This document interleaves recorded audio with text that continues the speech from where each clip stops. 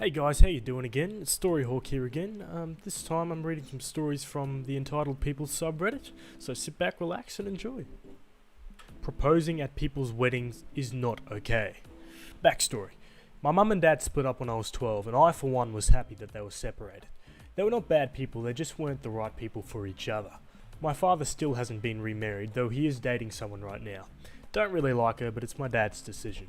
My mum started dating a year after the divorce. She met my now stepfather, SF.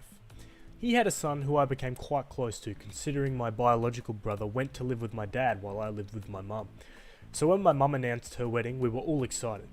So then stepfather's son becomes my official stepbrother. Okay, we're done with the backstory now, on to the real story. So my stepbrother and his girlfriend of 3 years were getting married. Now the girlfriend just happens to be my best friend, so I was extremely excited for them. I was chosen to be the maid of honour, and my biological brother was the best man. We were all that close. My stepbrother's best friend, asshole, was one of the groomsmen. I never really liked him because he was a total creep and always tried to hit on me when my stepbrother wasn't there. Stepbrother is quite protective, so I didn't tell him or he would have been arrested for murder. Also, I can stand up for myself. Anyway, once A finally got a girlfriend, he stopped annoying me. So, during the planning of the wedding, nothing crazy happened apart from the normal wedding stress. We invited almost everyone we knew and it was going to be great, or so we thought. The big day arrives and everyone is ecstatic. The ceremony was beautiful and everything went great.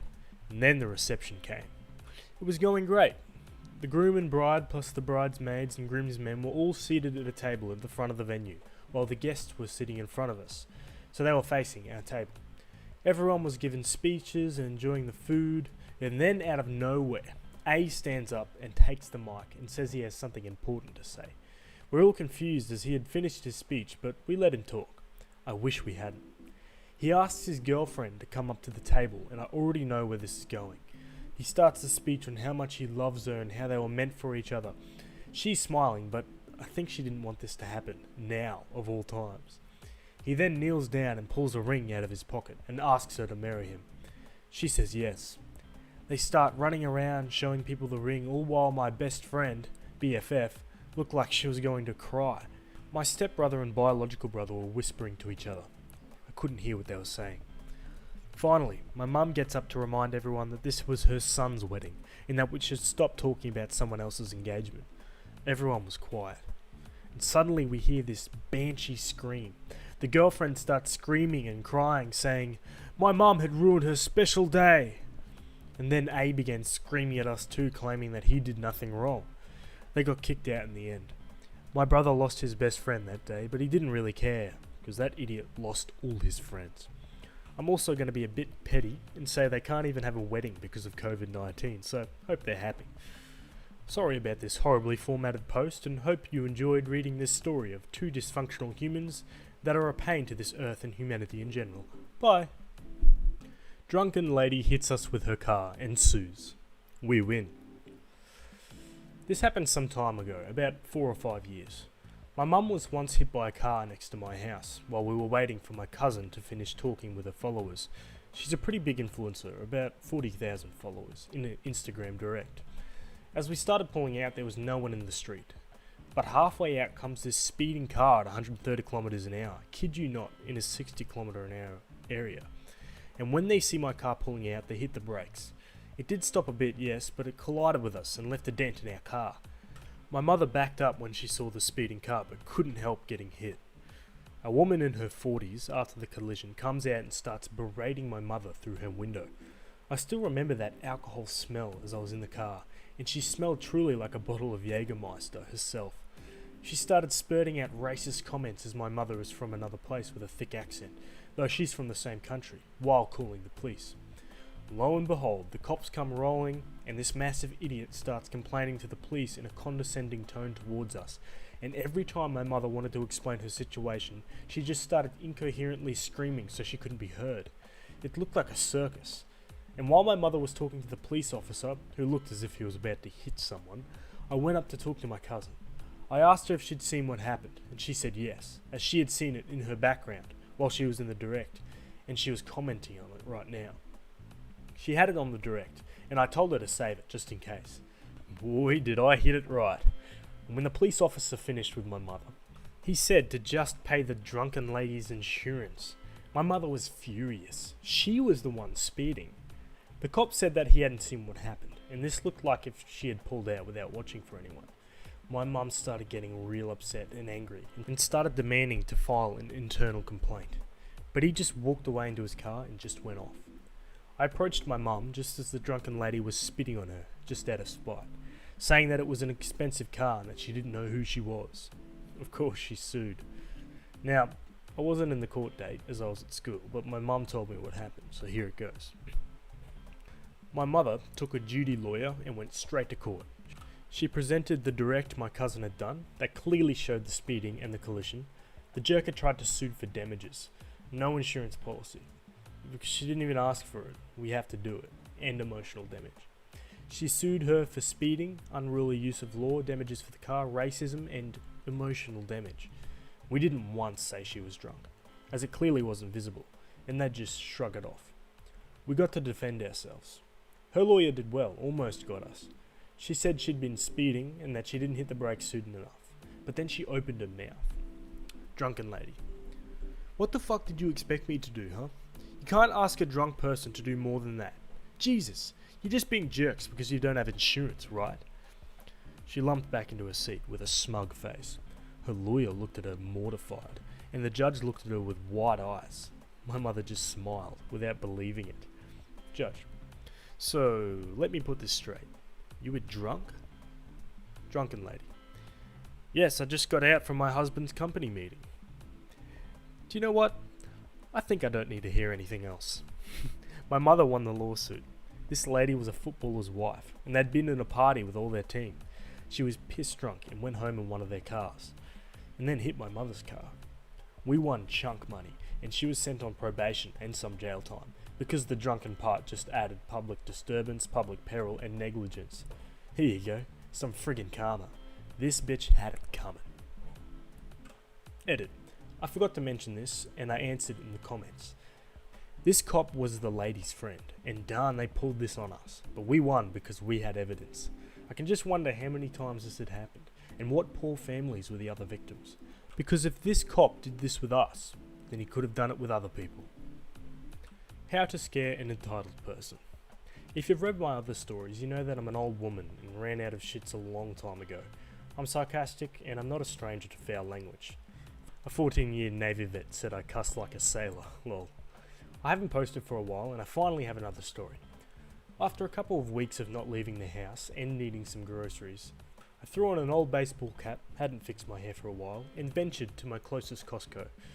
I donned my gloves and mask and sailed forth. Being early, the line to enter was short, and I was able to get in, grab the stuff I needed, and get in line to check out. However, the line to check out was not short. The store had established 2 lines approaching the checkout tills. An employee would direct you to the next till open when you reached the front of the store. The end of the lines, however, stretched back to the back of the store. I got in line and everyone was being very nice and keeping the prescribed distance apart and were behaving in a civil manner. We chatted with each other and talked about the quarantine. But of course, there is always that one person who just has to try to display dominance by pissing all over everyone else. This one person, in this case, was a Karen. There were only about 3 people in front of me before reaching the front, where an employee would direct us to a cashier. Karen came along, looked back towards the beginning of the line, sighed dramatically, and pushed her giant Costco cart in front of the woman before me, making her next in line. The lady in front of me pointed out to her that the line started in the back of the store. Karen ignored her completely. A couple of others in line also called out to her that the line was back there. Karen ignored them. Finally, the employee directing traffic came over and told her that she would have to move to the back of the line. Karen finally spoke. I spend a lot of money here. Like, we all spend a lot of money at Costco. And I'm in a hurry. What's one more in front of them anyway? They've already waited this long, they can wait a few minutes more. I watched this go down, and soon the employee was arguing with her, and I decided that it was time to let my crazy flag fly. I'm no trinket violent, and I don't embarrass easily, so I thought, why not? I walked up next to the lady and just stared at her. I didn't say anything until she looked at me and said, "Step back, you're too close." I looked at her and loudly said, "Do you like my shoes?" Karen, bless her heart, looked a little shocked. Before she could say anything, I struck again. I like my shoes. Do you like my shoes? And then did what my son tells me is my creepy laugh. Rah-ha-ha-ha-ha. Karen's eyes got a little wide and I heard some snickers from some of the others in line. I then said, "Can I go home with you and look at your shoes?" At this, the employee once again said, "Ma'am, please go to the back of the line." Crazy won the day, and Karen left the line without saying a word to me and headed towards the back of the line. By now, some of the others were laughing, and some looked genuinely worried about the crazy lady in line with them.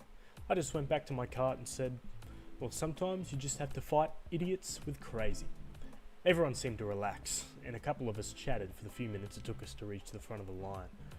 I will admit, most of the people who were in line with me, who heard the altercation, were looking at me funny. But hey, it's not like they could recognise me because of the ball cap and mask. Geez, I love freaking people out. Being old has its perks. "You can't park there, you aren't handicapped." So I can't tell you the number of times this has happened to me.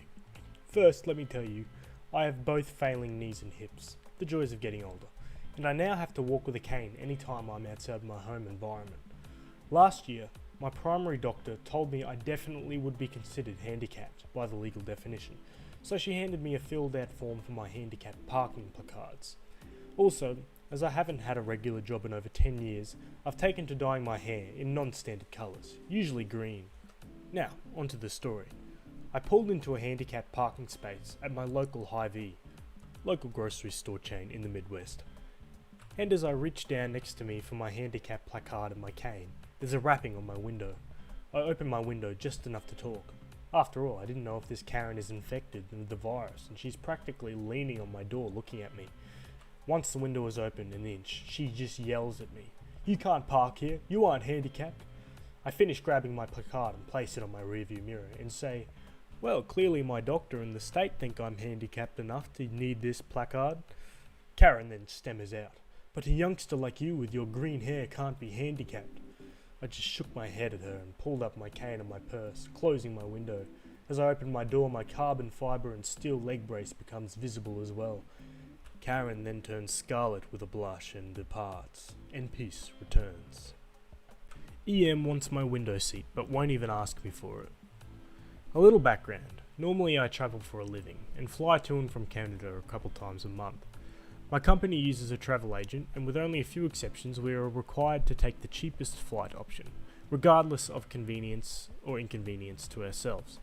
This means that while I travel often, it's with different airlines every time, which in turn means that while I have thousands and thousands of airline miles, they're spread out over several airlines, and it takes me forever to reach and keep any sort of frequent flyer status with any of them. It also makes for very, very long days, with me leaving my house or hotel at 3 or 4 am, and often getting home or to my destination at midnight, or sometimes getting my travel split across 2 days. So this happened in March, just a few days before my company started having us work from home for quarantine. Final leg of my flight home. I'm on an airline that I've finally managed to build up enough status to start getting possible upgrades. This is literally the first time I've been upgraded, and it's from a standard economy seat to a bulkhead window seat. As I'm boarding the plane, there is an older lady and her approximately 5-year-old grandson in the aisle and middle seat. Grandson in middle, grandma in aisle. As I'm walking up, she's telling the kid that she's going to take the window seat just as soon as they're sure no one is sitting there. I politely inform her that someone is sitting there, me, and I take my seat. She then starts telling her 5-year-old grandson how much she wants a window seat, and how sweet it would be if someone were to give up their window seat for her. I should point out that the grandson is busy playing with his iPad and clearly isn't listening at all. When I don't immediately jump up and offer her my seat, she switches tactics and starts asking the kid if he wants the window seat.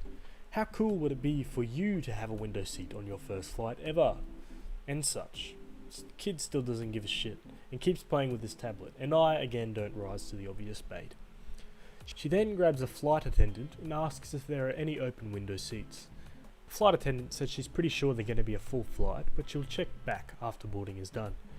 Grandma switches back to how lovely it would be if someone would just give up their seat for her.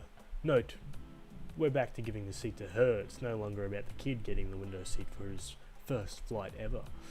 At this point I put on my headphones and ignore her. She stops trying to hint her way into my seat and just starts loudly sighing every few minutes. Note, if at any point she had simply condescended to speak to me and asked me for my seat, I probably would have given it to her, but her passive-aggressive entitlement bullshit was never going to work with me, especially after a long day of travel. Hey guys, cheers for stopping by again, hope you enjoyed those stories. Just want to give a quick shout out to my mate Marky. He's been helping me get my community started here on YouTube, and he's just been a legend in that sense. I'll leave a link to his channel on the video here if you haven't checked him out already. But yeah, thanks for listening. Make sure you hit subscribe and like for more videos, and I'll see you in the next one. Cheers.